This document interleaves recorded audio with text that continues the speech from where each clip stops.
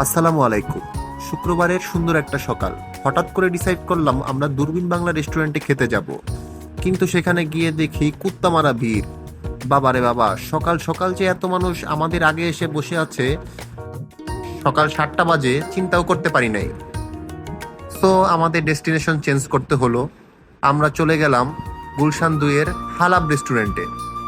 আপনাদের সুবিধার্থে হালাব রেস্টুরেন্টের মেনু স্ক্রিনে দিয়ে দেওয়া হলো।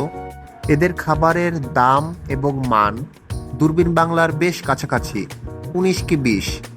আমি স্পেশালি রিকমেন্ড করব এদের কলিজা, খাসির কলিজা যেটা, আর নিহারিটা খেতে। 280 টাকায় বেশ ভালো একটা নিহারি। আর অন্যান্য আইটেমগুলো বেশ ভালোই আছে। তবে এই সুজিটা আমার মনে হয় দূরবীন বাংলাই বেস্ট। আল্লাহ হাফেজ।